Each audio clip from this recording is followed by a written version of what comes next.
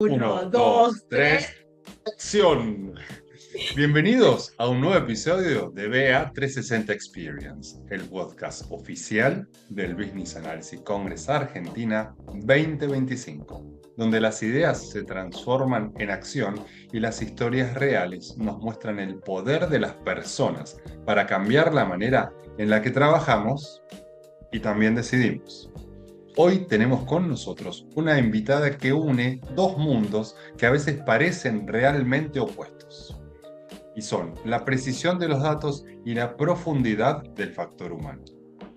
Nuestra speaker hoy es Abosede Babatunde, una referente global que nos invita a mirar más allá de los números para descubrir el verdadero valor del análisis de negocios y las personas detrás de cada decisión. En este episodio vamos a explorar cómo Abosede transforma los datos en conocimiento y el conocimiento en decisiones que generan impacto real, inclusivo, pero por sobre todo sostenible. Así que si estás buscando entender cómo equilibrar la analítica con la empatía y cómo convertir la información en una guía para el cambio, quédate, que este episodio es para vos. Bienvenida, Abosede, qué placer. Thank you. Thank you very much. Bueno, iniciando las preguntas, Abosede, tu charla en el Congreso tiene un título tan provocador como inspirador: Desbloqueando el valor humano del análisis de negocios basados en datos, del dato a la decisión. Contanos, ¿en qué momento descubriste que detrás de cada dato hay una historia humana esperando ser entendida? Okay, thank you very much for that question. And if you would permit me, I would like to share a short story. Yeah. Sure. So I got to know about the human part of data quite young, while I was doing my final year research as an undergraduate in the university. Yes, you know. At the final year, you're meant to do a research, collect data, analyze data, and bring out your findings and submit your findings.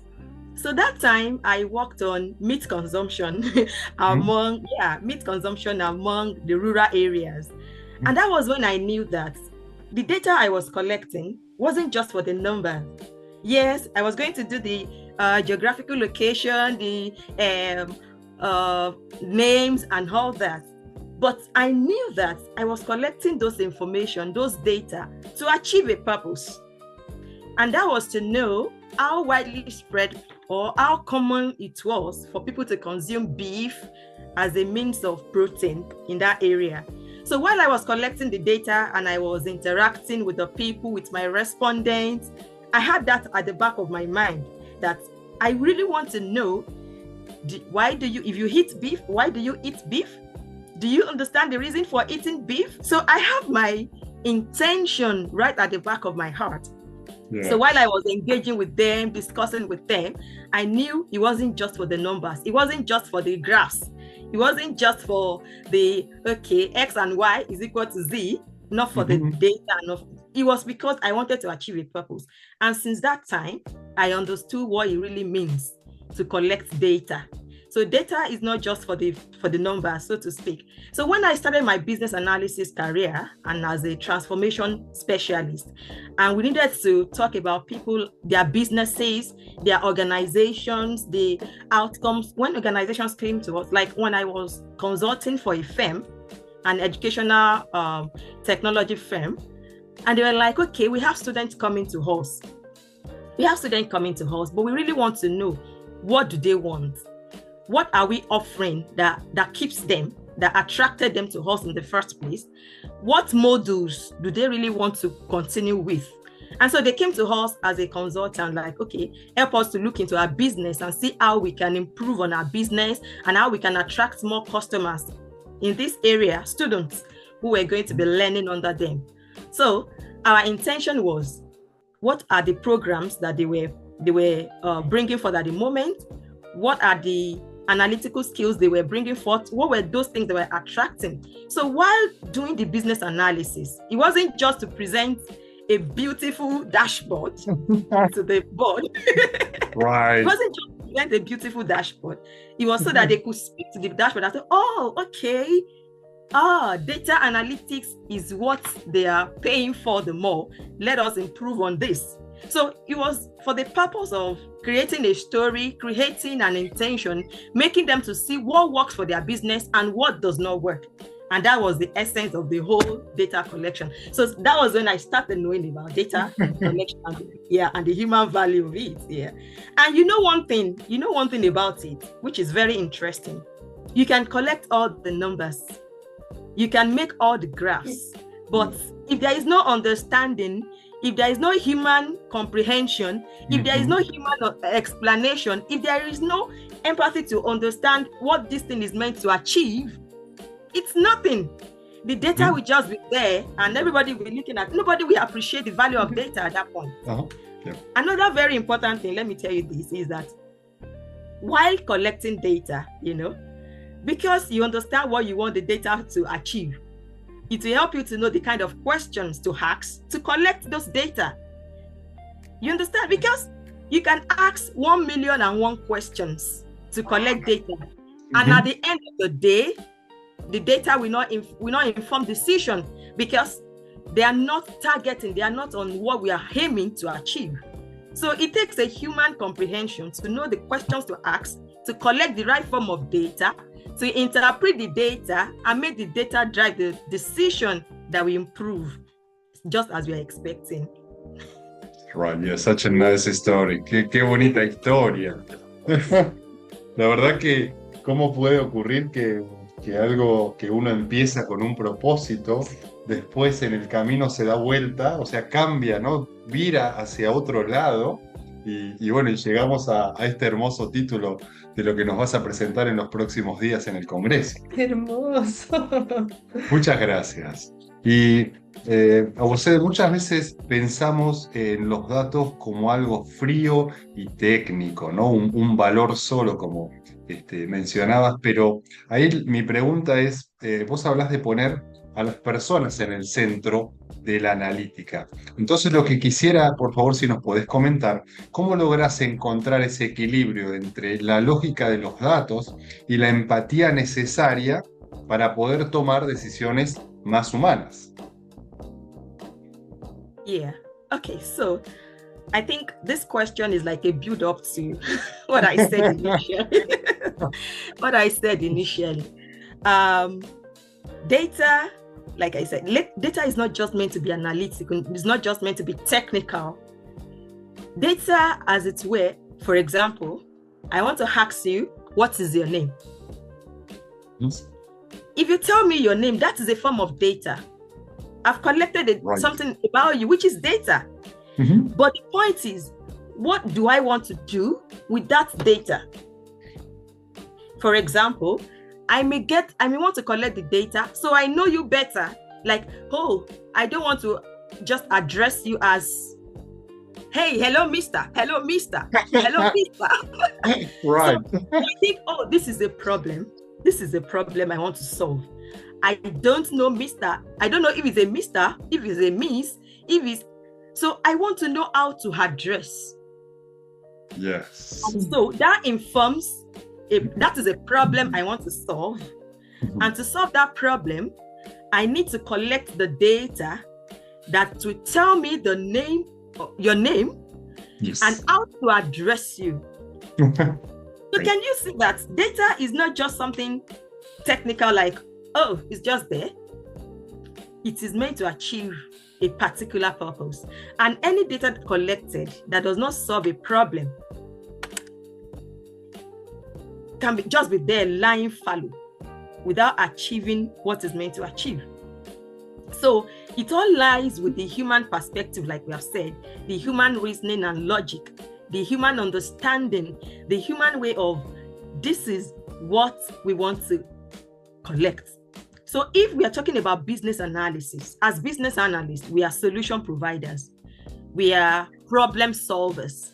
We are a bridge between technicalities, between the technical team and various teams as it is now, because the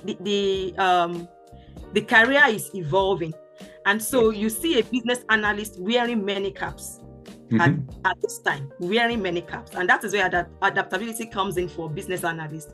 We can't just remain where we were.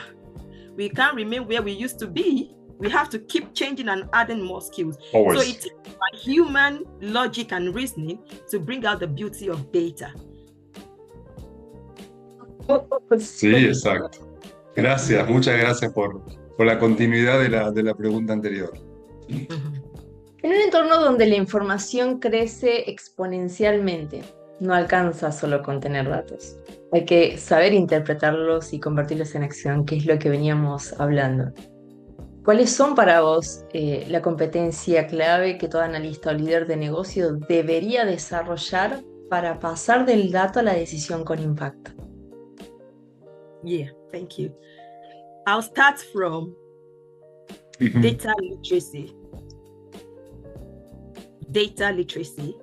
Business analysts in this current world must understand what data means, what data is to be achieved, and how best to use data. So data literacy is the first skill that I want to mention.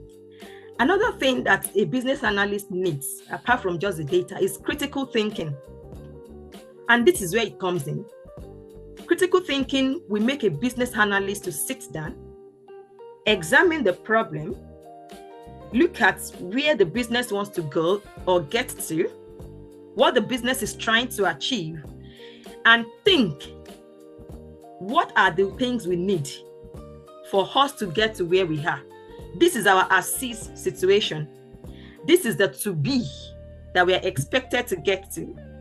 And so a business analyst will sit down and think and see what are the gaps to be filled. If we are going to fill those gaps, what are the questions we need to ask to get the right data that we need?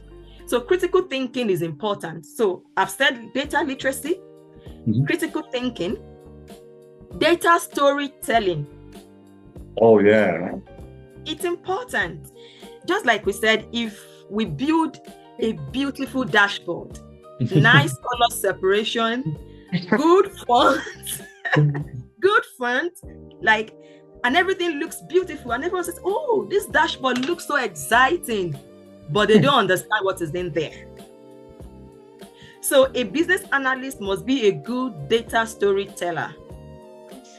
Yes, and it is from there that the organization, all the stakeholders understand what the data is trying to say. So, oh, okay. So if we increase or reduce our prices, margin, and this is the reason why the dot is there. Oh, okay.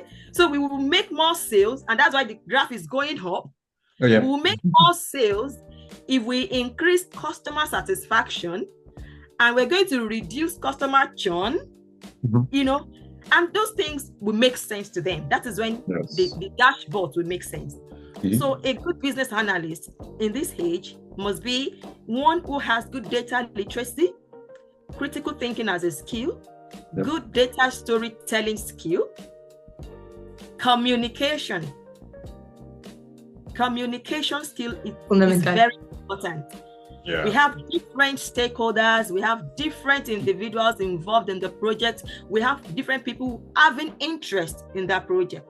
Yes. So a good business analyst, apart from having good data, must know how to communicate and carry everyone along to the extent that they will see what you are saying and buy your idea. Yes. Yeah, so those are the key. And empathy, of course, empathy. Yeah. Empathy, yes, for a business. And we are not just gathering data for data's sake. We are gathering those data to achieve a purpose. So let me stop there for now. Yeah. Yeah, great. Thank you. Thank you so much. Yeah. Gracias. Y a veces los líderes se obsesionan, como mencionabas, ¿no? Que podía ser un dashboard bonito, con colores, ¿no? Pero a veces los líderes se obsesionan solamente con esa imagen sin ver lo detrás. Y lo que te quería preguntar era para vos, que hablas de algo que es más profundo, ¿no? Que es el valor detrás de esa métrica. ¿Cómo podemos usar los datos para fortalecer la conexión la colaboración y la confianza, por sobre todo, dentro de los equipos? Wow. Collaboration is very important. And that is where, let me start with communication. That is where it is important. When everybody understands what the problem is. See, when the business analyst is able to bring everybody to the same page at the start, even before the collection of the data, and say, okay, we have analyzed and we have seen the problem. This is the problem that we have identified. Yes. And based on what we have examined, this is the best way to go about it. We are going to collect this form of data. So it's about knowing how to communicate and being so transparent. We are going to achieve this. We want to achieve, this is what we are going to achieve. And so transparency in the use of the data. We're going to be collecting this data to tackle or to address this issue. We want our customers to stay with us. We don't want to lose any more customers in our company. And the organization is saying our goal is to reduce churn or customer churning by 30%. That is the goal.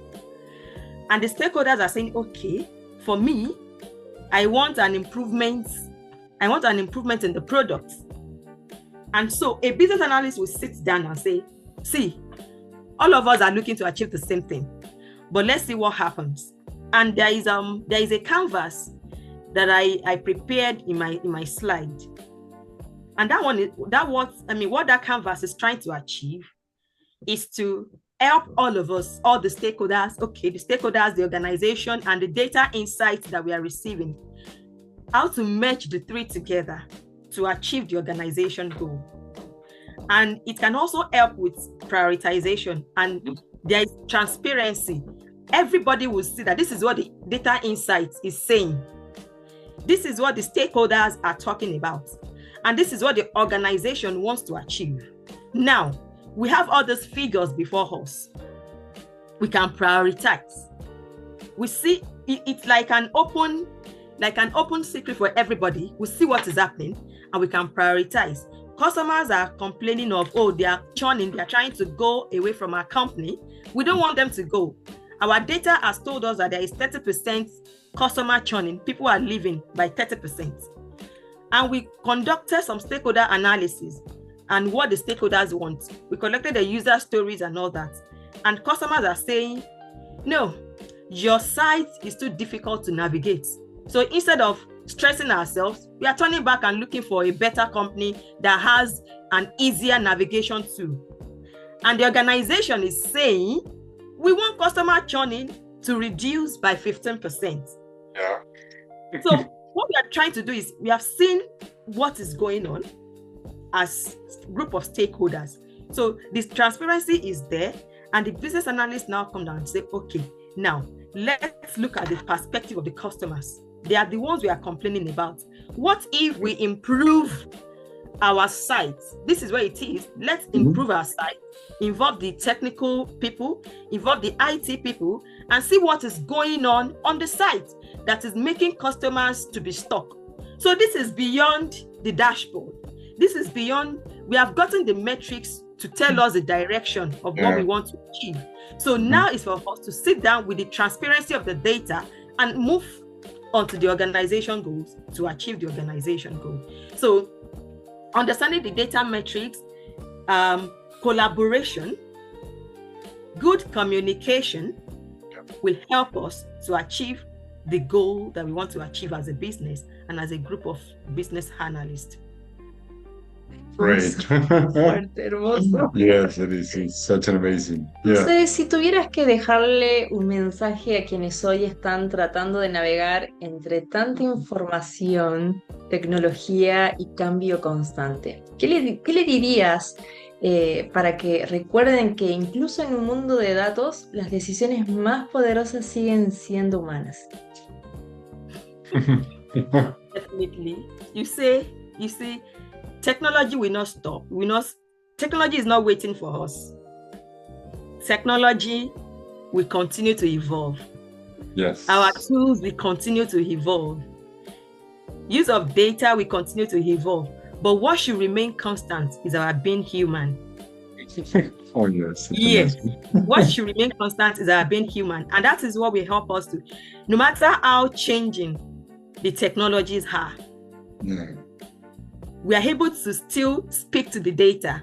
For example, in the past few years, AI was not a matter like as it is a matter in the current space.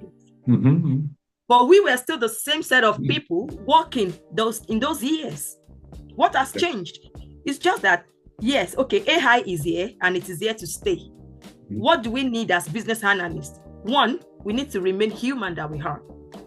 And of course, just learn the language of artificial intelligence to carry out our duties even better.